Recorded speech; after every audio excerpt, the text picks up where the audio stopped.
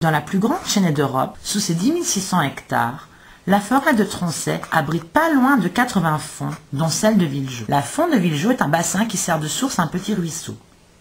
Elle est consacrée à Véleda qui, selon la légende, était une vierge prophétesse à laquelle était confié l'arbitrage de différents conflits. Elle aurait réellement existé, mais à en croire les traces écrites la mentionnant captive en l'an 77 ou 78 à Rome, entre les mains d'un général romain. Véleda est également considérée comme la déesse de la forêt. Il existe plusieurs légendes au sujet de cette fontaine. 2 d'entre elles sont particulièrement populaires. Laissez-moi vous les raconter. Lorsque Saint Martin vint dans le pays, il remplaça un temple gallo-romain dédié à Jupiter, qui était à Villejeau, par une église et un monastère au sein desquels il rassembla des disciples.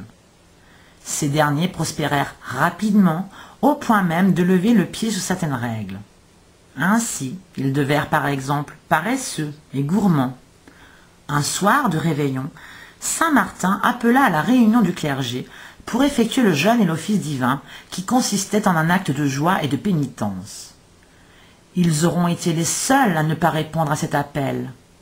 Ils décidèrent même de faire un réveillon profane dans le monastère. Lorsque l'on atteignit minuit, il était l'heure de sonner les cloches pour rassembler les fidèles afin d'assister à la fameuse messe de minuit. Mais ce soir-là, les cloches se mirent à sonner d'elles-mêmes sans que personne n'ait à les agiter.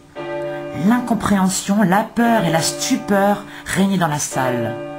Cependant, un des moines, sans doute fort libertin, s'empara d'un verre rempli à ras-bord de vin et s'écria « Entendez-vous les cloches, mes frères, Christ est né, buvons une rasade à sa santé !» Tous les moines se mirent debout et, en levant leurs verres, répétèrent ces paroles. Ils n'eurent même pas le temps de boire, car soudain, la foudre frappa le monastère avec une telle violence que ce dernier s'écroula pour enfin s'enfoncer dans les entrailles de la terre. Depuis cette fameuse nuit, on raconte que le soir de Noël, à minuit précise, si l'on se rend à la font de Villejeau, on entend encore les cloches sonner et les moines gémir en attendant que leur soit accordé le pardon. Mais, comme je vous le disais, la font de Villejeau recèle d'autres légendes. Et pour moi, qui suis passionné par les histoires de fantômes et de lieux hantés, l'histoire que je m'apprête à vous rapporter a retenu toute mon attention. Autrefois, existait un rituel. Les jeunes filles qui espéraient se marier disposaient une épingle sur les hautes herbes autour de la fontaine. Si l'épingle n'était plus là au bout d'un mois, le mariage était imminent. Si le projectile choisi coulait jusqu'au fond, le cœur de l'homme aimé avait été piqué. D'ailleurs, cette tradition existe encore, même si elle a connu quelques subtiles modifications.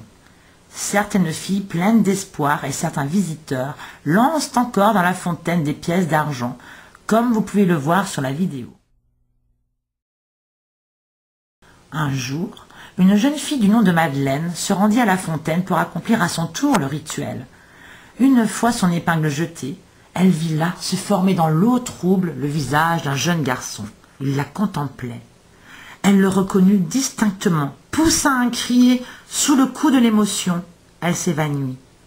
Le jeune homme, prénommé Guy, lui porta secours et la réveilla en lui aspergeant la figure d'eau. 7 ans plus tard, Madeleine reçut un courrier qui l'informait que Guy allait se marier avec une riche héritière, que tous deux allaient résider non loin de là, dans le château des parents de Guy. Le soir du mariage, Madeleine partit, ses parents crurent à une fugue.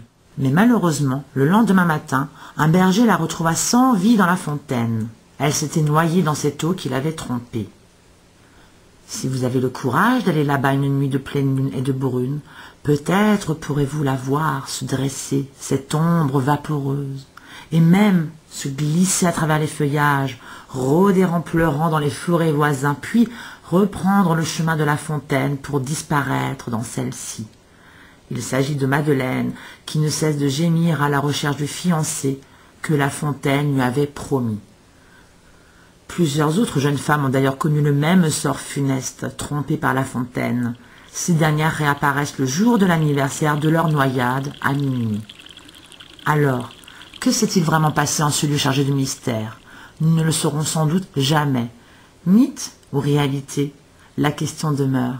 En attendant, je vous laisse méditer à tout ceci et peut-être ne verrez-vous plus jamais de la même manière ces fontaines que l'on peut découvrir au détour d'un chemin. Je vous dis à très bientôt pour de nouveaux partages, de nouvelles histoires.